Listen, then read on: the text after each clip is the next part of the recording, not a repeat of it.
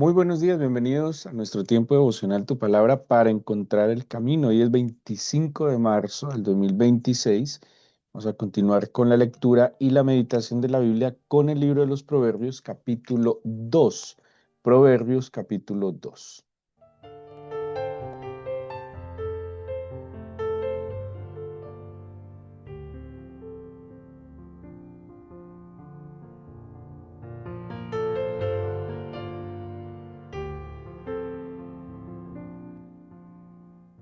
El libro de los Proverbios que comúnmente se le atribuye a Salomón, al sabio Salomón. Es un libro que recopila máximas de sabiduría. Eh, También podríamos decirlo, hay hay un conocimiento popular en lo que el libro de los Proverbios nos plantea. En estudios más profundos han encontrado similitud entre algunos proverbios em, que tenemos en la Biblia y proverbios de sabiduría popular de los pueblos que rodeaban a Israel. Incluso hay similitud en unos proverbios egipcios, sugaríticos, que, que como les digo, era una sabiduría popular, ¿sí? Solo que todo el enfoque que tiene el libro de los proverbios que tenemos en la Biblia es un enfoque teológico. O sea, lo que en estos dichos de otros pueblos se lo atribuían a la sabiduría de los hombres, a la experiencia de los hombres. En el libro de los Proverbios que tenemos en la Biblia, todo se le atribuye a a la sabiduría y como fuente primaria al Señor. Pero el capítulo 2 es un capítulo muy interesante, es un discurso paterno, eh, literalmente o tal cual puede ser un discurso de un padre a un hijo o de un maestro a sus discípulos. Históricamente se ha tenido una visión del libro de los proverbios como un libro de preparación para la vida, ¿sí? Para los jóvenes que están siendo formados para ejercer algún tipo de liderazgo en la sociedad, formación en diferentes aspectos para que, pues como lo menciona y es como el propósito del libro, adquieran sabiduría e inteligencia. Este capítulo 2 entonces que tiene 22 versículos, aunque no es un acróstico como lo hemos visto en otros textos de la Biblia, donde encontramos acrósticos. ¿Qué tipo de acrósticos encontramos en la Biblia, en la poesía hebrea?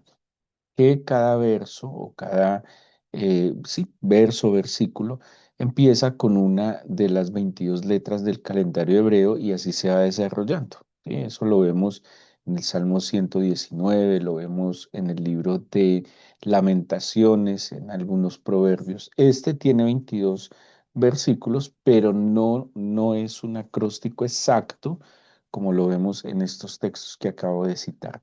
¿Cómo empieza el pasaje? Lo podemos dividir en tres partes. En un primer bloque, los versículos 1 al 4, un segundo bloque, los versículos 5 al 8, y un tercer bloque, los versículos 9 al 22. Y es muy importante poder observar esta división porque nos muestra el desarrollo del salmo, ¿sí? Em, o sea, esto no son discursos por dar simplemente discursos, sino que tienen como un hilo conductor y una estructura poética muy importante. Les he mencionado en otros momentos que una de las principales características de la poesía hebrea son los paralelismos. Ellos contraponen dos expresiones, a veces son similares, sinónimas, otras veces son contrarias para reforzar digamos, lo que se quiere dar a entender, y a veces son también paralelismos que desarrollan la idea principal. Esa es como la característica fundamental de la estructura de la poesía hebrea. Entonces, en los primeros 4 versículos tenemos condiciones para recibir sabiduría. Ojo, es muy interesante porque está enseñándole a su hijo, de hecho empieza hijo mío, o a su discípulo, si fuera de parte de un maestro, y le va a explicar o le va a decir unas condiciones necesarias que lo llevarán a unos beneficios, ¿sí? O sea, si tú haces esto, por eso es condicional, vamos a ver esa expresión sí, una partícula condicional. Si tú haces esto, esto va a traer unos resultados en la vida. Bueno, de hecho, los padres de alguna manera hemos tratado de hacer eso con nuestros hijos, mostrarles las consecuencias, los efectos de cosas que ellos no alcanzan a advertir en su corta edad y también en un proceso de desarrollo integral.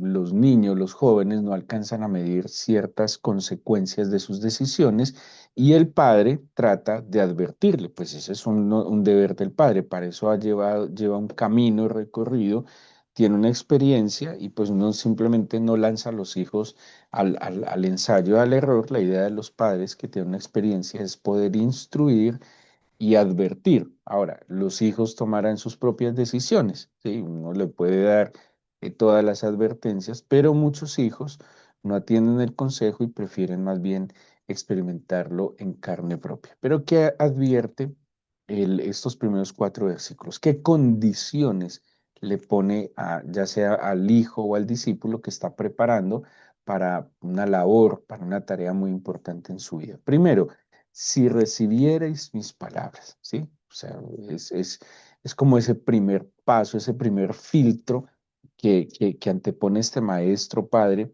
a su hijo discípulo de, de cómo llegar a, ¿sí? Primero es, si recibierais mis palabras. Hay algo, una tendencia natural triste, y es que nos cuesta recibir dirección, consejo y mucho más como hijos en algún momento de nuestra inmadurez de nuestros padres. Pero él decide, si tú decides recibir mis palabras y mis mandamientos, guardares dentro de ti, ¿sí?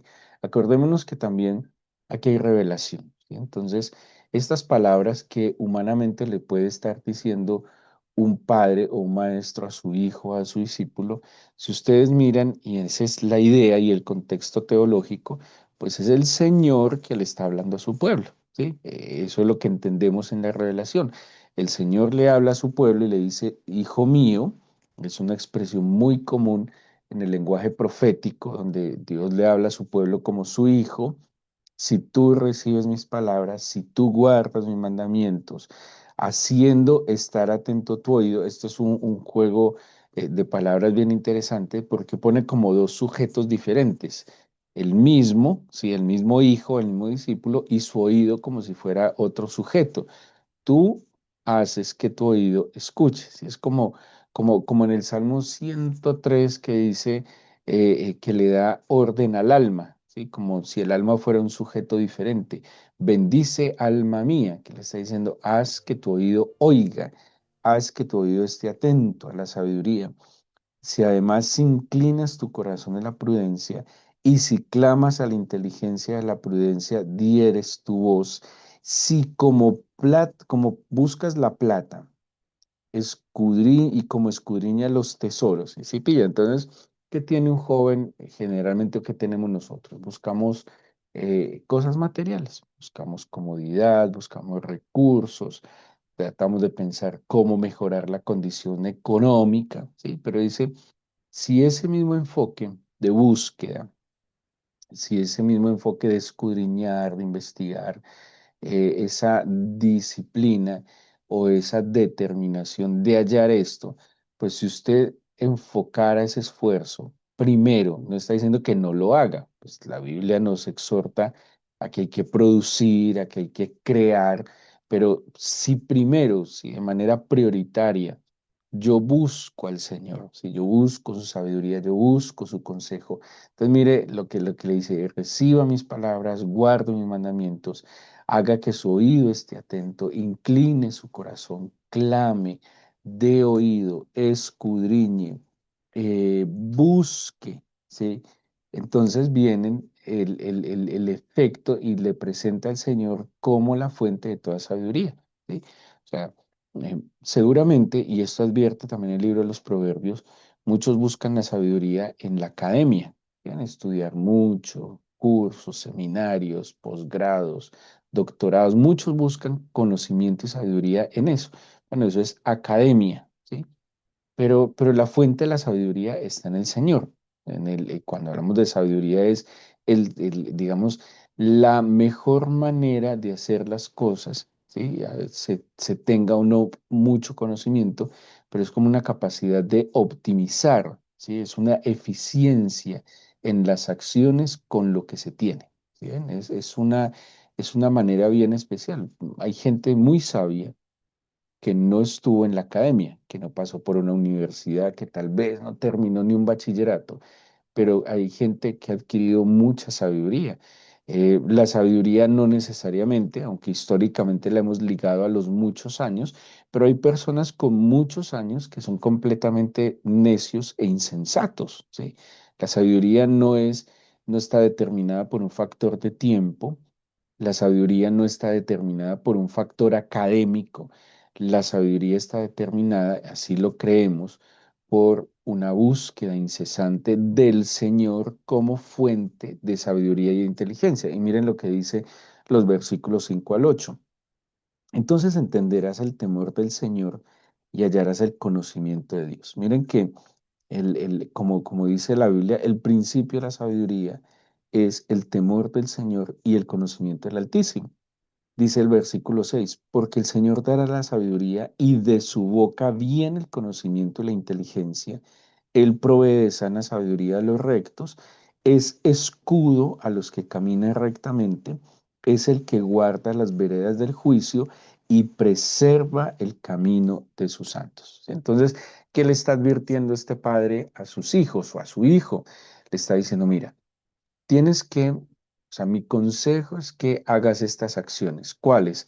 Primero, recibe mis palabras, guarda mis mandamientos, haz que tu oído esté atento. Este es un ejercicio muy tenaz en estos tiempos donde nos cuesta de verdad hacer que nuestro oído esté atento, donde hay muchas voces, demasiadas voces, y hay unas voces que aturden, que confunden. Es muy difícil mantener la concentración en estos tiempos.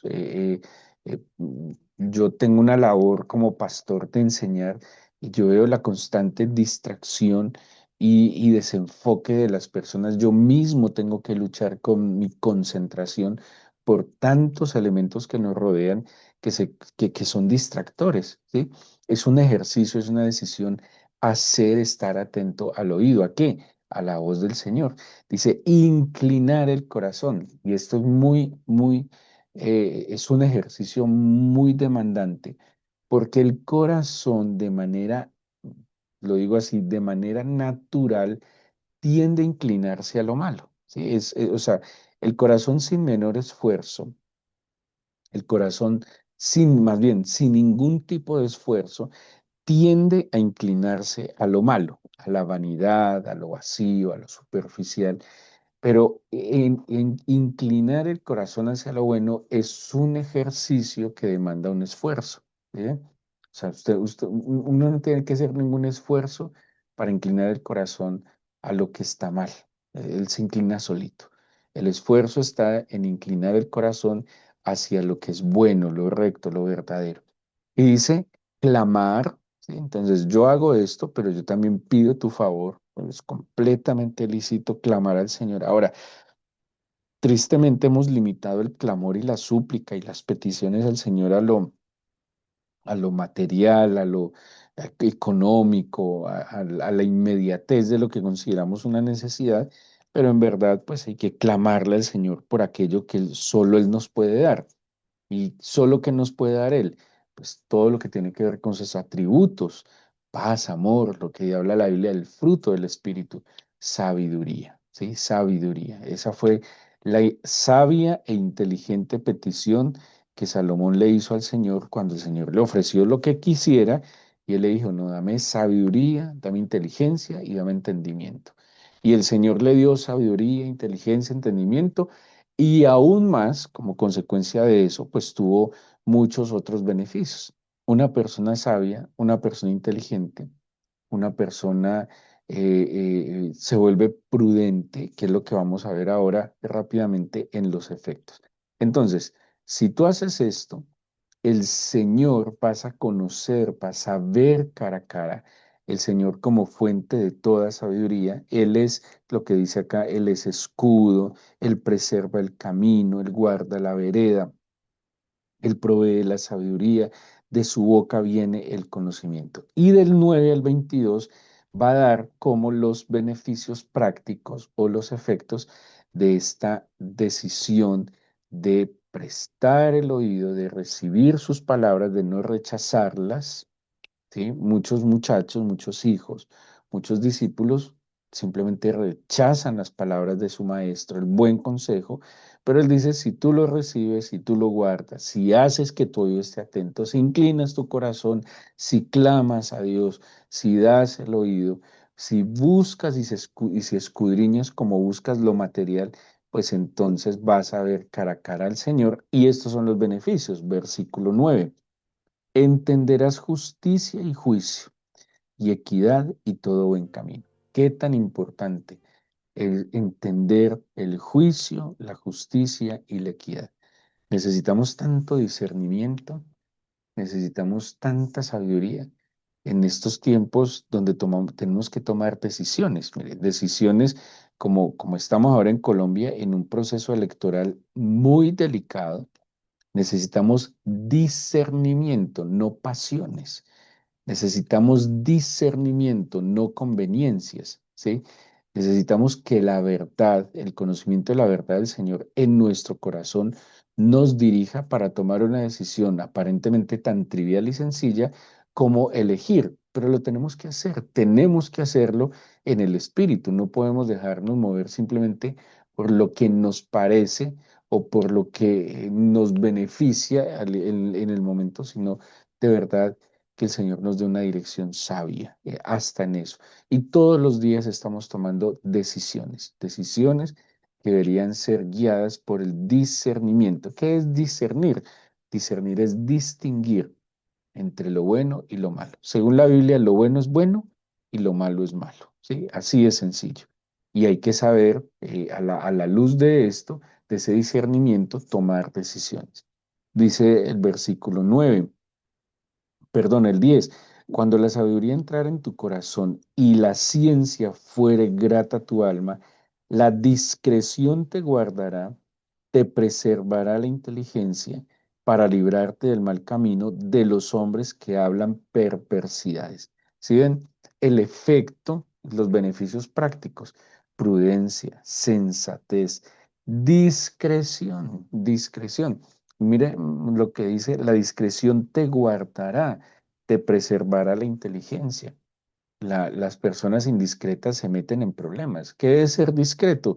Prudente en las palabras. ¿Cuánta gente habló lo que no debía delante de quien no debía y eso le generó un daño? ¿Sí? Una envidia. Imagínense en la indiscreción y en la imprudencia. A veces personas hablando con desconocidos hablan de tanto dinero que tienen, de cosas que tienen en la casa, bueno, dando un montón de detalles y esas mismas personas que lo están escuchando planean algo en contra de ellas. Hay que ser completamente discretos, prudentes.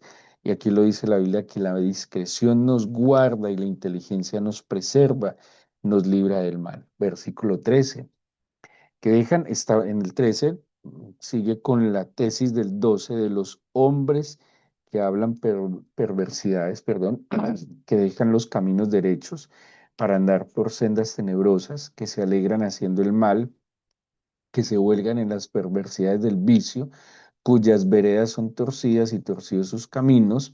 Ahí habla en esos versículos entonces de aquellos de los cuales el Señor, como fuente de toda sabiduría, al proveérmela, me va a librar de este tipo de hombres. Pero también dice el versículo 15, 16, serás librado de la mujer extraña, de la ajena que halaga con sus palabras, la cual abandona al compañero de su juventud y se olvida del pacto de su Dios, por lo cual su casa está inclinada a la muerte y sus veredas hacia los muertos. Todos los que a ella se llegan no volverán ni seguirán otra vez los senderos de la vida. Sí, entonces pone dos fuentes de peligro. El hombre malo, el perverso, pero también la mujer perversa. Hace muchos años alguien, esto no es palabra de Dios, pero alguien en un comentario decía que cuando el hombre, ojo, esto no es bíblico, no es teológico, no es doctrinal, no, una expresión de alguien que me parecía pues interesante, no estoy diciendo que sea palabra de Dios, pero decía que cuando Dios quiere castigar a un hombre malo, le da una mujer peor, ¿sí? Él decía, hablando pues de lo que está diciendo aquí Proverbios, que cuando el hombre no busca sabiduría ni busca al Señor, pues da con una mujer que le hace la vida de cuadritos, ¿sí? Por eso cuando yo veo también a los hombres, cuando hablo del género varón, yo miro quién está a su lado, su esposa. La esposa habla muy bien. A mí me genera mucha desconfianza en ciertos aspectos de la vida, hombres que no están al lado de su esposa, ¿sí? Que tienen un gran protagonismo, pero su esposa está como anulada o que nunca aparece. Eso no me, no, para mi discernimiento, no me habla muy bien de un hombre conforme a lo que la Biblia nos está hablando, porque el lugar de la mujer, según la Biblia, es al lado, no detrás, no anulada, no oculta, tampoco encima del varón, tampoco anulando al varón, sino al lado. Es que somos compañeros, así lo estableció el Señor. Entonces, un hombre bueno generalmente está acompañado de una muy buena mujer. ¿Sí? Entonces, porque el hombre que anda en la sabiduría, en la prudencia, en la sensatez, pues va también poder elegir sabiamente a su compañera, ¿sí? Igual la mujer sabia, entendida y prudente sabrá elegir su compañero. ¿Qué dice al final? Los versículos eh, 20 en adelante dice, sí, andarás por el camino de los buenos y seguirás, perdón, así andarás por el camino de los buenos y seguirás las veredas de los justos, porque los rectos habitarán la tierra y los perfectos permanecerán en ella. Mas los impíos serán cortados de la tierra y los prevaricadores serán de ella desarraigados. ¿Sí? Es que una persona prudente, una persona discreta, una persona medida, equilibrada, sobria, consciente, que discierne, que distingue, que claramente sabe qué es de la luz y qué es de la oscuridad, va a tener una vida equilibrada, sosegada, tranquila, y eso garantiza buenos años. Pero una persona que está llena de insensatez, de indiscreción, de imprudencia, de ligerezas, pues obviamente, como decían los abuelos, del afán no queda sino el cansancio. Y en estos azares, pues va a tomar decisiones equivocadas que seguramente acortarán sus vidas. El insensato no mide las consecuencias de sus decisiones. El insensato no mide los efectos de los caminos que emprende.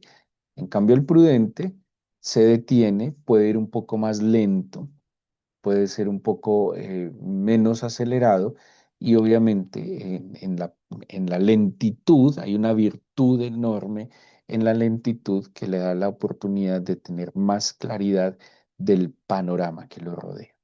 Por eso, acerquémonos hoy. Si estas son las palabras de nuestro Padre, a nosotros como sus hijos, y si nuestro Padre eterno nos está diciendo, reciban mis palabras, guarden mis mandamientos, hagan que su oído esté atento a la sabiduría, inclinen su corazón a la prudencia, clamen a la inteligencia, den su voz a la prudencia, y así como buscan plata, dinero, comodidades, cosas materiales, buscan y escudriñan el corazón del Señor, pues vamos a tener efectos y beneficios prácticos para toda la vida.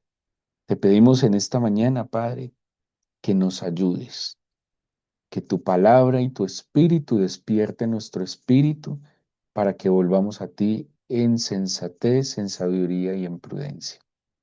Es muy difícil, Señor, lo reconocemos en estos tiempos, atender tu voz en medio de tantas voces engañosas, de tanta mentira, Señor, en los medios de comunicación, de tanta falacia y superficialidad.